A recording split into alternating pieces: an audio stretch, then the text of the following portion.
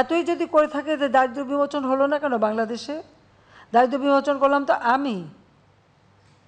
আজকে 41.6 থেকে নামিয়ে আমি 18.7 নামিয়ে এনেছি এই মাত্র এই 15 বছরে। সে ক্রেডিটও নেয়, সেটাও কেউ কোনো কোনো এরকম আপনার আন্তর্জাতিক সংস্থা লিখে ফেলে এটা ওই গ্রামীণ ব্যাংক ব্র্যাক অমক সমক করে ফেলেছে। তো আমার প্রশ্ন যে আওয়ামী লীগ শেখ হাসিনা ক্ষমতা আসার আগে কত দারিদ্র্যের হার ছিল, আর শেখ হাসিনা আসার পরে কত কমেছে সেটা একটু হিসাব করে বলুক না। মাথাপিছু আয় কত ছিল, এখন কত বেড়েছে? গৃহহীন ভূমিহীন মানুষের সংখ্যা কত ছিল আর এখন কত কমেছে সেটা লিখুক। আবার লিখেছে ওখানে কি নোবেল প্রাইজের জন্য নাকি তার সাথে আমার সাথে কারো দ্বন্দ্ব নেই, আর আমি জীবনেও নোবেল প্রাইজের জন্য আমার কোনো আকাঙ্ক্ষাও নেই, কারণ আমার লবিস্ট রাখার মতো টাকাও নেই, পয়সাও নেই, আর আমি কখনো ওটা চাইনি। হ্যাঁ, পার্বত্য চাপ শান্তি চুক্তি হওয়ার পরে শুধু আমার দেশ না, দেশে বিদেশে অনেক নোবেল আমার জন্য লিখেছে। কই আমি তো কখনো তদবির করতে যাইনি, কারোর কাছে বলতেও যাইনি। আমি তো কী পেলাম না পেলে ওটা নিয়ে আমি কখনো, ওগুলো আমার মাথার মধ্যেও নেই। কারণ শান্তি এখন যিনি অর্থনীতি নিয়ে কাজ করলেন ব্যাংকের একজন এমডি, সে যখন একটা নোবেল প্রাইজ পায় তা তার সাথে আমি কন্টেস্ট করতে যাব কেন? পার্বত্য চট্টগ্রাম শান্তি চুক্তি আমি করেছি। পৃথিবীতে যত শান্তি চুক্তি হয়েছে খুঁজে বের করেন, শান্তি চুক্তি হয়েছে কয়েকটা অস্ত্রধারী আত্মসমর্পণ করেছে। আমি পার্বত্য চট্টগ্রামে শুধু শান্তি চুক্তি করিনি, 1800 জন তাদের অস্ত্রধারী ক্যাডার তারা আমার কাছে অস্ত্র সারেন্ডার করেছে। আমি তাদের সকলকে সামাজিকভাবে আর্থিকভাবে পুনর্বাসন করেছি। 64,000 শরণার্থী ছিল ভারতে, আমি সকলকে ফিরিয়ে এনেছি, তাদেরকে আমি প্রতিষ্ঠিত করেছি। পার্বত্য চট্টগ্রামে শান্তির সাথে প্রতিষ্ঠা করার ফলে আজকে সেখানে ব্যাপক উন্নয়ন হয়েছে। এর আগে কী অবস্থা ছিল? শেখ হাসিনা ক্ষমতা আসার আগে পার্বত্য চট্টগ্রামে কতজন যেতে পারতেন? এখানে যদি কেউ বিদেশে যদি আমার নামে প্রস্তাব দেয়, আমরা তো ছুটে যাইনি তাদের কাছে। আমার কাছে অনেকে আসছে, আমার নাম না, আমার সমস্ত পুরস্কারের দরকার নাই। আর এই পুরস্কার আমি দেখেছি এটা আন্তর্জাতিকভাবে যারা পায় এখানে কোনো তাদের কতটুকু অবদান সেটা না, এখানে আলাদা একটা রাজনৈতিক একটা উদ্দেশ্য থাকে, কাজে ওর মধ্যে আমার কোনো আকাঙ্ক্ষা নেই। আর বলে দিল যে ওটা নিয়ে নাকি আমি ওনাকে মানে জেলাসি বা ওনার উপরে মামলা করছে তার লেবাররা, এবং প্রত্যেক এলাকায় লেবাররা যখন তাদের দাবি পেশ করেছে, দাবি পেশ করার সাথে সাথে তাদের প্রমোশন চেয়েছে, তাদেরকে স্যাক করে দিয়েছে, সবাই মামলা করেছে। আমি তো জানতামও না যে এটা, এবং লেবার কোর্টের মামলা শাস্তি পেয়েছে। তো লেবারদের কি কোনো অধিকার নাই? যারা এত লেবার নিয়ে কথা বলে, মানবাধিকারের কথা বলে, এত কিছু বলে, তারা কোথায় এখন? তারা চুপ কেন? তারা কি এই লেবারদের পাশে এসে দাঁড়িয়েছে? দাঁড়ায়নি। লেবারদের ন্যায্য পাওনা একজনে মেরে খাচ্ছে, চুরি করে খাচ্ছে, সেটা বলেছে কখনো?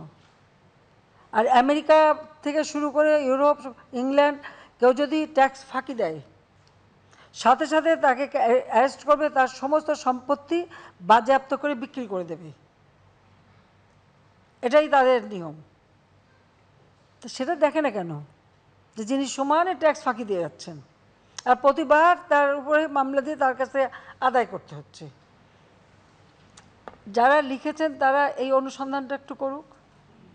এবার আরও অনেক বিষয় আছে, আমি সব বলতে চাই না, আমি এটা বলতেও চাইনি কখনো।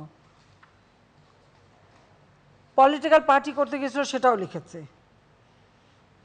যখন সেই 2007 সাল, তখন রাজনৈতিক দল করতে গেল, তাহলে ব্যর্থ হলো কেন? রাজনৈতিক দল করতে পারলো না কেন? সে যদি গ্রামের মানুষকে এত কিছু দিয়ে থাকে তো সেই মানুষগুলো তো তার জন্য ঝাঁপিয়ে আসবে না? আসেনি কেন? কারণ সুদের চাপে তারা মৃতপ্রায় ছিল, অস্বস্তিকর, তারা সেই জন্য তাকে কেউ সাড়া দেয়নি, সেখানে সে ব্যর্থ হয়েছে। তা সে দায়িত্ব কি আমার? আমি তো তখন জেলে। আমাকে অ্যারেস্ট করার পরে তিনি তো কেয়ারটেকার সরকার এবং প্রেসিডেন্টকে AA+ দিয়ে আসছে। আমার বিরুদ্ধে তো একটার পর একটা মামলা। আমি তো বলছি আবার, আমি যখন বিদেশে আমার বিরুদ্ধে খুনের মামলা দেওয়া হয়েছিল, যখন আমি শুনছি আমার বিরুদ্ধে মামলা ওয়ারেন্ট, আমি বলছি আমি এখনই দেশে ফিরে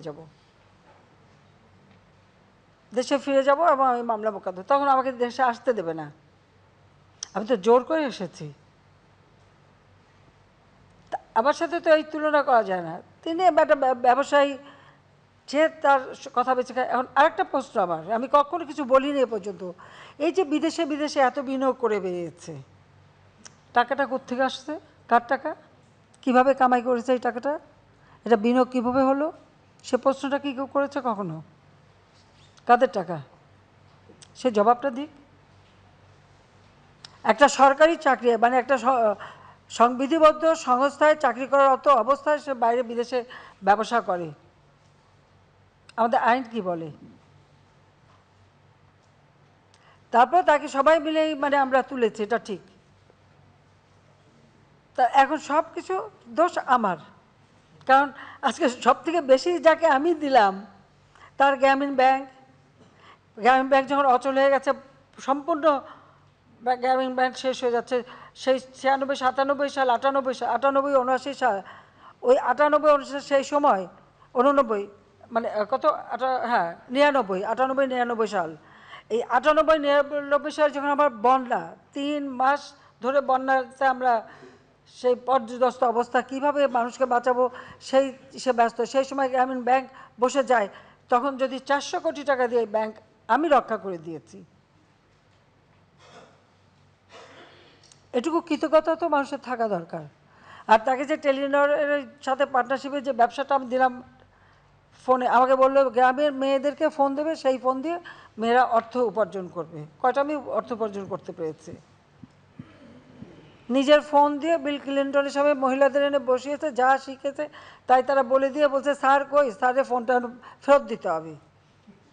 তা আমি জিজ্ঞেস করলাম যে আপনি যে বলে এটা আপনার ফোন, আমি ফোন কোথা থেকে পাবো? আমেরিকান অ্যাম্বাসিতে অনুষ্ঠান হয়েছিল, যারা অনেক সাংবাদিক যারা ছিলেন নিশ্চয়ই মনে থাকার কথা। এই তো জিনিস, তো এই জিনিস আমি আর কি বলবো। আর সব থেকে বেশি যে করে তার বিরুদ্ধে এখন উনি গিবাদ গিয়ে বেড়াচ্ছেন। ওনার সঙ্গে ওনাকে যে আমার জেলাসি করার কী আছে? সে আসুক না, মাঠে আসুক, চলুক আমার সাথে। আমেরিকার ডিবেট হয় না, চলুক না, আসুক, কথা বলবো। সব থেকে বেশি আজকে আর্থিক সুবিধা থেকে সব কিছু পেয়েছে তো আমার হাত থেকে। ওয়াশিংটনে তার মাইক্রো ক্রেডিটে কেউ অংশগ্রহণ করে না। আমি গেছি সেখানে, হিলারি ক্লিন্টন এসছে, কুইন সোফি এসছে, হ্যাঁ, আমরা তাকে খুবই প্রমোট করেছি, এটা ঠিক। এখন তার কথাটা হচ্ছে উপকারীরা বাগে খাক, যাতে উপকারটা স্বীকার করতে না হয়, এটাই তো বাস্তবতা। যা এখন এখন ওনার পয়সা আছে, উনি লেখাচ্ছেন। এই যে কতজন নোবেল লয়েড সহ তাদের যে বিবৃতিটা, এই বিবৃতিটা কী বিবৃতি? এটা তো বিজ্ঞাপন। তো উনি যদি এতই পপুলার হবে, তার বিজ্ঞাপন দিয়ে এতজনের ইয়ে করতে হবে কেন, নাম দিতে হবে কেন? তার জন্য সারা পৃথিবী ঝাঁপিয়ে পড়বে। কেউ তো এসে আমাকে একজনও কেউ বললো না, কেউ তো বললো না। সে কথাটা একটু চিন্তা করে দেখেন। আমি আমার একটা মামলা চলছে, আমি জানি না এটা সাবজুডিস হবে কিনা, আমি কথা বলতে চাই না, কিন্তু যেহেতু প্রশ্ন করেছেন, আমার মনে 2-4টা কথা না বললে মানুষ বোধহয় ভুল বুঝতে থাকবে। শেখ হাসিনা কারোর সাথে জেলাসি করে না। Sheikh Hasina father of the নেশনের মেয়ে, বঙ্গবন্ধু শেখ মুজিবের মেয়ে। অন্তত এই জায়গাটায় কেউ আসতে পারবে না, আর সেটাই আমার গর্ব, সেটাই আমার গর্ব।